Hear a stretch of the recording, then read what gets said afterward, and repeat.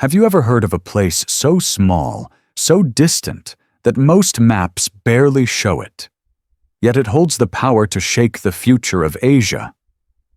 What if I told you that this place is not in America, not in Europe, but right here in the Philippines? And it's only 140 kilometers away from Taiwan? The name is Mavulis Island. To many Filipinos, it's just a dot on the map at the very top of Batanes. But to generals, presidents, and global strategists, it's becoming the stage of one of the most important stories of our century. I still remember the first time I saw a photo of Mavulis. No fancy resorts, no glittering city lights, just a rugged coastline, a small military outpost, and the endless sea. At first glance, it looked like the edge of the world. But then a headline caught my eye. Mavulis, the Philippines' last frontier. It made me pause. Why would a simple island suddenly carry such a heavy name? Here's the shock. In recent years, Mavulis has been quietly transformed. Soldiers have built shelters there. Supplies are shipped in regularly. And sometimes, American and Philippine forces land side by side, training shoulder to shoulder. Why?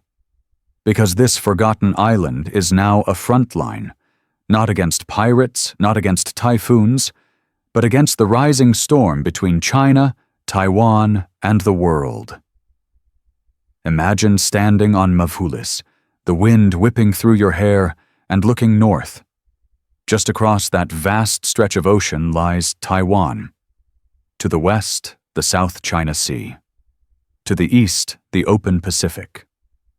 It's as if God himself placed this little piece of land exactly where all the world's tensions meet. But the real story isn't just about military strategy or maps. It's about the people who set foot there. Fishermen who risk storms to reach its waters. Soldiers who stand guard in silence, watching horizons most of us will never see. And yes, even world leaders whispering about this tiny rock in their grand halls of power. Let me tell you about one man, Captain Ernesto, a Navy officer assigned to Mavulis. When he first landed, he thought it would be just another posting, a lonely assignment far from home. But one night, as he looked toward the glowing horizon of Taiwan, he realized something. He was not standing on just another island. He was standing at the very doorway between peace and war, between weakness and strength, between being ignored and being recognized. That night, he wrote a letter to his wife back in Luzon. In it, he said, "I never thought I would guard not only an island but the dignity of our nation." His words were simple, but they shook me when I read them. Because sometimes it takes someone standing on the edge to remind us what is at stake. So why does this matter to you, to every Filipino listening today? Because Mavulis is not just about geopolitics. It is about identity. It is about whether the Philippines is just another small country caught in the waves of history, or whether we are the anchor that others depend on. And here is the question that lingers. What happens when the smallest island becomes the biggest game changer in Asia? That's the journey we're about to take. When Captain Ernesto first arrived on Mavulis, the air was heavy with salt and silence. The boat that carried him and a few men from Bataan Island had already disappeared back into the horizon, leaving nothing but waves crashing against the sharp rocks. For a moment he stood there, duffel bag slung across his shoulder, wondering how this barren outpost could possibly matter in the grand design of nations. Yet deep down, he knew this posting was unlike any he had taken before. He was a man who had served for years in the Navy, sailing from Mindanao to Palawan, guarding waters that were constantly threatened by smugglers and storms. But Mavulis was different. Here, he felt as if he was standing at the very top of the Philippines, staring out at the vast unknown. To the north, the lights of Taiwan sometimes flickered faintly on clear nights. To the west, He knew China was expanding its reach across the South China Sea. And to the east, American ships cut through the Pacific, keeping watch. The world's powers seemed to meet here, invisible yet undeniable. At first, Ernesto struggled with the loneliness. Days were long, punctuated only by radio calls and the rustle of palm trees bending in the wind. Supplies arrived once every few weeks. A small chapel stood in the corner of the outpost, nothing more than wooden planks and a cross carved by one of the soldiers, but it became his refuge. On quiet evenings, he would sit there, listening to the ocean as he prayed. He prayed not for victory or glory, but for clarity. Why was he here? Why had destiny placed him on this forgotten rock? It was during those silent nights that he began noticing small details. The fishermen who braved dangerous waters near Mavulis would often stop by the shore, offering dried fish or stories in exchange for clean water. They spoke of how Chinese vessels sometimes shadowed them, how they felt fear but also pride when they saw the Philippine flag flying on Mavulis. To them, that flag was not just fabric. It was a promise. It was a statement that they were not alone. Ernesto began to realize that his presence, even unspoken, meant something to those men and their families. One particular evening, a storm rolled in suddenly. The sea roared, waves crashing higher than the lighthouse perched on the cliff. Ernesto and his men rushed to secure their equipment, but amidst the chaos, they spotted a small banca tossed helplessly in the waves. Without hesitation, Ernesto led his men to pull the fishermen to safety. Exhausted and shivering, the fishermen clung to them, whispering words Ernesto never forgot. "Akala namin wala na, pero nandito kayo." "We thought we were gone, but you were here." That night, sitting in the dim chapel with lanterns flickering, Ernesto reflected on those words. It struck him that this was not just about guarding territory. This was about protecting lives, dignity, and the unseen spirit of a nation. For the first time, he felt the weight of Mavulis not as a burden, but as an honor. Over time, his perspective shifted. The silence that once felt suffocating began to feel sacred. He started writing letters to his wife more often, sharing not just his longing, but his newfound sense of purpose. "Here," he wrote once, "I have come to see the Philippines not as islands separated by sea, but as one body connected by sacrifice. We are not small, we are whole." The turning point came when joint exercises with foreign allies were announced. One morning, the horizon filled with the outline of massive ships. American forces came ashore, shaking hands with Filipino soldiers, training side by side. Ernesto observed as maps were laid out, strategies discussed, and men of different languages shared bread and laughter.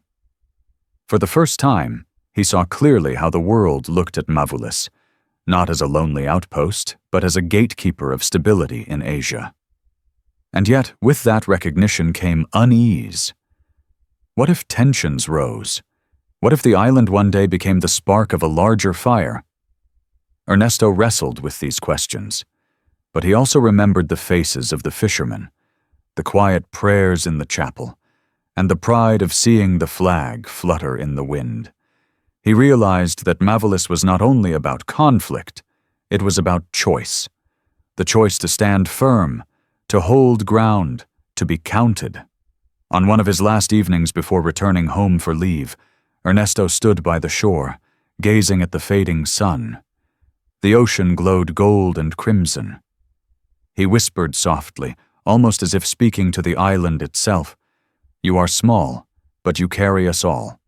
In that moment, he knew his journey was no longer about survival or duty. It had become a pilgrimage.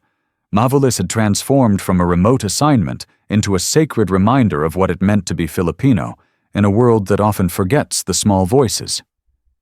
And just as he thought this was the end of his reflection, a new reality dawned on him. The world was watching. The question was not whether Mavulis mattered. The question was, how long could the Philippines hold its ground before the waves of history tested it once more? The day began like any other. The sun rose gently over the horizon, painting the waters around Mavulis in hues of copper and gold.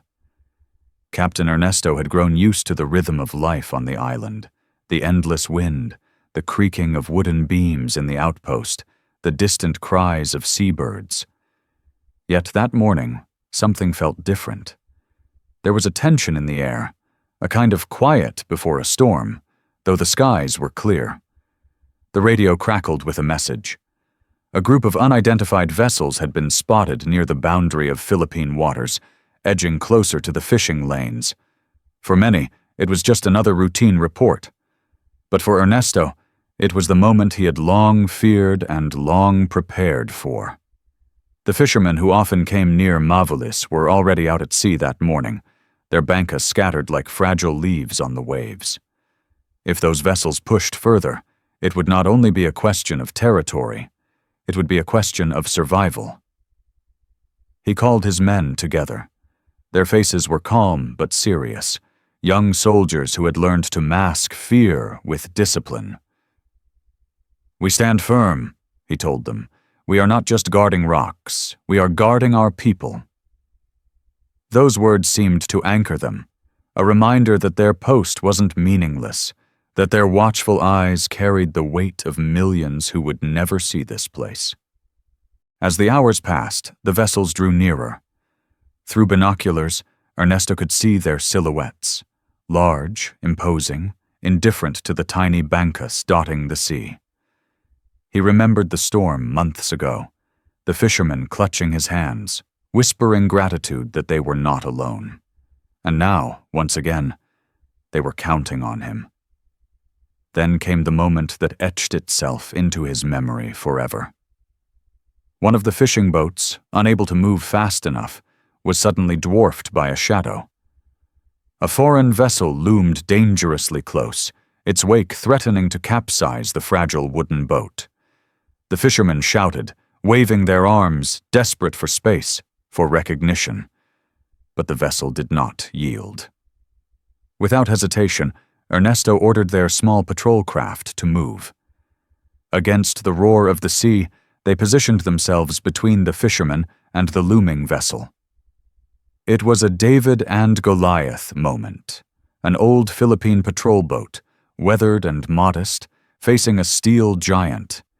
His men stood at attention, the flag snapping in the wind, as if daring the waves themselves to defy them. There was silence then, heavy and unbearable. Seconds stretched into eternity. Ernesto's heart pounded in his chest. He thought of his wife, his children, the prayers whispered in the chapel. He thought of the fishermen, whose entire livelihood balanced on these fragile waters. And he thought of the countless Filipinos far away who might never know this moment was happening, yet whose pride and future rested quietly in this stand. Finally, the larger vessel shifted course. Slowly, reluctantly, it turned away, leaving the patrol craft and the fishermen in peace. Relief washed over Ernesto, but it was not the kind of triumph filled with cheers or celebration. Instead, it was quiet, almost sacred. His men stood in silence, knowing they had not only guarded territory, but upheld dignity. Later that evening, the fishermen came ashore, their faces lined with exhaustion and gratitude. One of the elders, his hands rough from years at sea, grasped Ernesto's shoulders and said, "Kung wala kayo, wala rin kami. If not for you, there would be no us." Those words pierced deeper than any medal or recognition ever could. Ernesto felt his throat tighten. In that simple acknowledgement, he understood the true weight of his mission. That night he returned to the small chapel. The lantern flickered, casting shadows on the wooden cross. He knelt, not to ask for strength, but to give thanks. He thanked God for sparing lives that day. He thanked him for the courage of his men. And he thanked him for reminding him that sometimes the smallest stands carry the loudest echoes. As he prayed, he felt a transformation within himself. He was no longer just a captain on a distant outpost. He was a witness to the unspoken truth that the Philippines, often underestimated, carried a spirit far larger than its size. The world might see Mavulis as a mere dot on the map, but to him, it was the beating heart of resilience. In that stillness, a new conviction settled in his chest. He realized that guarding Mavulis was not just about protecting waters or lines on a chart. It was about affirming that the Philippines mattered, that its people, its dignity, its faith could stand firm even at the crossroads of global power. He left the chapel that night with tears in his eyes, but also with a fire in his heart. Mavulis had changed him. It had stripped away the doubts and replaced them with a clarity that was unshakable. He knew the battles ahead, whether visible or unseen, would not be easy. But he also knew that the Philippines was not alone, not forgotten, and certainly not weak. The island, silent and unassuming, had whispered its truth to him, and he carried that truth with every step he took from that night on. Strength doesn't come from size, but from the courage to stand when the world expects you to fall. Months passed after that tense encounter at sea, and life on Mavulis returned to its familiar rhythm of windswept mornings and starlit nights. But beyond the quiet waves, the world had begun to whisper. The small stand of one Philippine patrol boat had traveled farther than Ernesto could have imagined. Word reached Manila, then Washington, then Taipei. It even reached Beijing. And suddenly, Mavulis, that forgotten dot on the map, became a name spoken in rooms lined with flags and polished wood tables. Ernesto learned of it slowly, through scraps of news delivered on supply runs. A senator in the United States had cited Mavulis in a speech, calling it the front line of freedom in Asia. In Taiwan, a journalist wrote about how Filipinos on the island were the silent guardians of their southern flank. Even in Europe, analysts noted the courage of a nation that dared to hold its ground despite its size. It was strange for Ernesto to think that while he swept the small chapel or mended fishing nets with locals, people across oceans were debating the fate of his island. Of course, not all voices were friendly.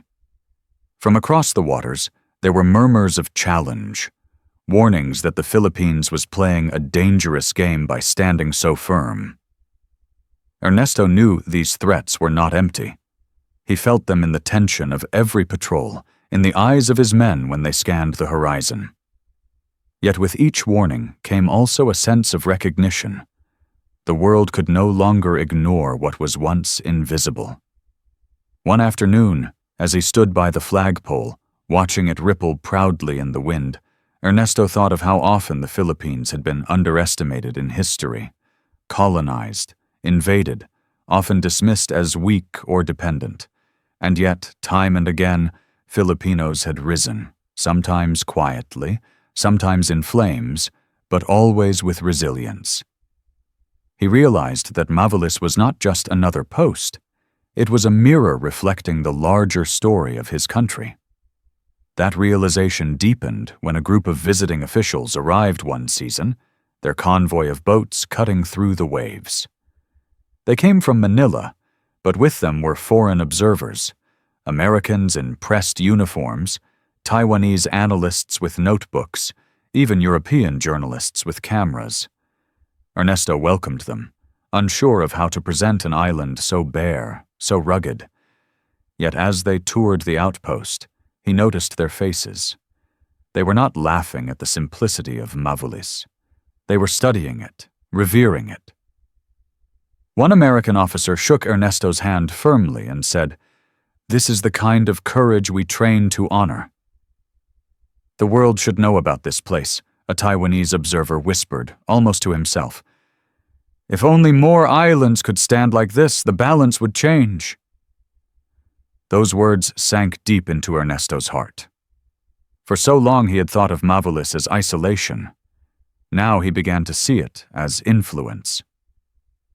The fishermen, too, felt the change. They noticed more patrols, more supplies, more attention.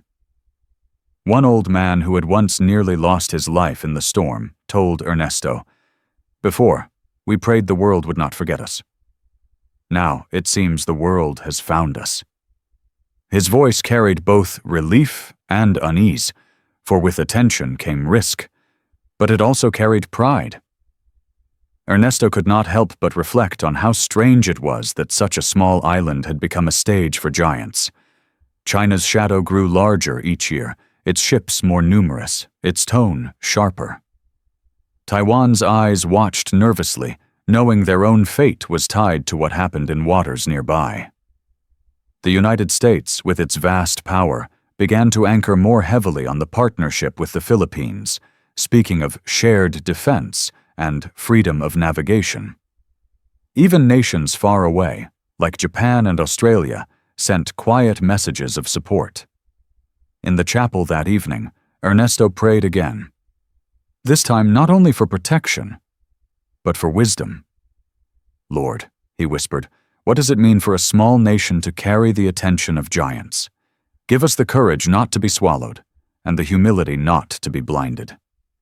That night, as the wind howled outside, he thought of the fishermen's children, of his own children back home, of countless families who would never know the details of treaties or strategies, but who would feel the weight of their outcomes. He realized then that the underdog role was not a weakness. It was a calling. To be underestimated was, in a way, a gift. It meant the Philippines could surprise, could rise in ways the world did not expect.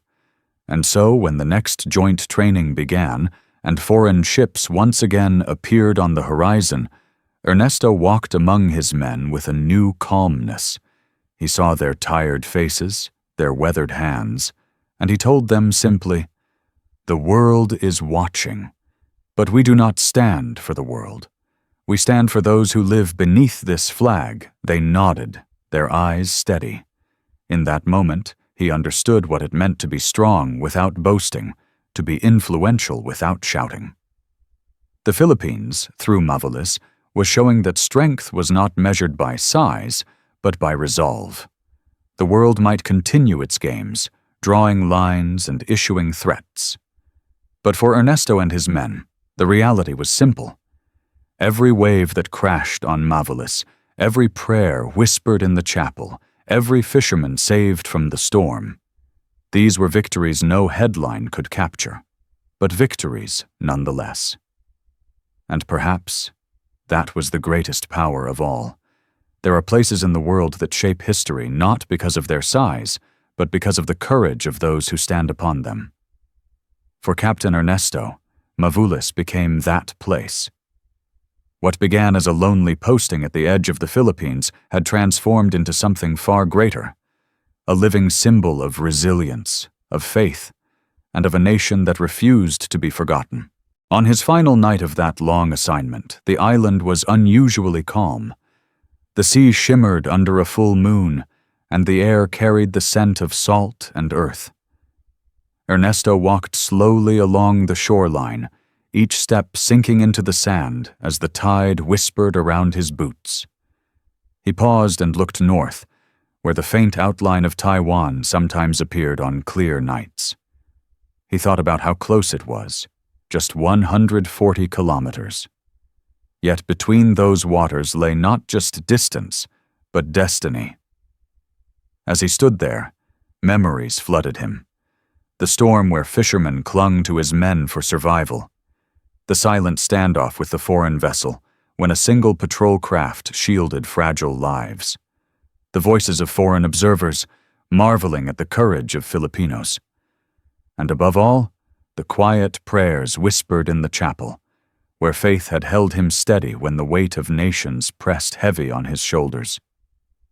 He realized then that Mavulis had not only changed him, it had revealed the Philippines to the world.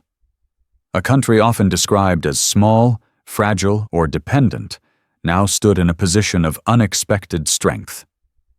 It was not the strength of empires or weapons alone.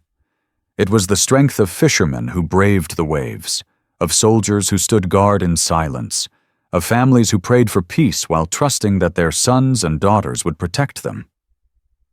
In that moment, Ernesto felt an overwhelming sense of pride. Not pride in himself, but pride in the spirit of his people. A people who had endured colonization, war, poverty, and storms, yet who never let go of faith and dignity. He whispered into the night air, "Mavulis is not the last." It is the first line of defense, the first promise to a new generation, the first reminder that the Philippines is not a country defined by weakness, but by the quiet power of standing firm. When he returned to the outpost, his men were gathered around the flagpole. The flag rippled under the moonlight, its colors bold against the silver sky. Without a word, they all stood at attention, saluting. It was not a ceremony. It was not rehearsed. It was simply instinct, the acknowledgement of something larger than themselves. Ernesto joined them, his hand firm at his forehead, his eyes glistening with unshed tears. For in that silence, they were not just soldiers. They were keepers of a legacy. News of Mavulis would continue to spread. In Manila, leaders spoke of strengthening defenses. In Washington and Tokyo, alliances deepened. In Beijing, strategies grew sharper. Around the world, analysts debated whether the Philippines had become a new key player in the great game of geopolitics. But for Ernesto and his men, those debates felt distant. Their truth was simpler, and perhaps more powerful. They were not standing for recognition or applause. They were standing because someone had to, and because to them, this little island was not the edge of the map. It was the beating heart of their country. In the days after he returned home for leave, Ernesto struggled to put into words what Mavulis had meant to him. Friends asked if it was lonely. Relatives asked if he was afraid. His wife asked if he would ever want to go back. He would smile, hesitate, then say quietly, "It is lonely, yes. And it is frightening. But it is also holy ground." That phrase puzzled them at first. But when he explained, they understood. Holy ground was not about churches or altars. It was about sacrifice. It was about a place where human courage and divine providence touched. And perhaps that is what Mavulis truly is. Holy ground. Not because it is grand or glorious, but because it is small and yet carries the weight of a nation's hope. So what does this mean for us, for every Filipino watching today? It means that even when we feel forgotten, even when the world looks past us, we are never without meaning. It means that our worth is not measured by the size of our land or the power of our weapons, but by the depth of our resolve. It means that every fisherman who sails, every soldier who stands, every parent who prays, is part of a story far larger than themselves. And it means that the Philippines, our Philippines, is not an afterthought in the tides of history. It is a voice, sometimes quiet, sometimes loud, but always unyielding. Mavulis may be small, but it tells the world something unmistakable. We are here, we matter, we will not be moved. As Captain Ernesto looked once more at the photographs of the island, the chapel, the shoreline, the flag, he knew he would carry them with him forever. And he hoped that one day, when his children were grown, they too would understand what it means to stand on the last frontier. To know that being Filipino is not about being the strongest or the wealthiest, but about being faithful, resilient, and proud. So I ask you as you listen to this story, have you ever thought that the smallest part of you, the quietest part of your family, your faith, your nation, could be the one that changes everything? That is the lesson of Mavulis. That is the gift of this little island, just 140 kilometers from Taiwan, yet at the very center of who we are. And as long as that flag continues to fly over Mavulis, the world will remember. The Philippines may be underestimated, but it will never be ignored. If this story of Mavulis touched your heart, I invite you to keep the spirit alive. Share this video with someone who needs to be reminded that the Philippines is not small, but strong, not forgotten, but chosen. Leave a comment below. What does Mavulis mean to you? Does it make you proud? Does it make you hopeful? Does it remind you of your own sacrifices for family and country? And if you believe that more Filipinos should hear stories like this, subscribe and join us. This channel is more than just videos. It is a community of people who honor faith, family, and our nation's dignity. Together, we will make sure the world never underestimates the Philippines again. Because in the end, every view, every share, every voice raised in pride is another wave that tells the world, the Philippines will always stand.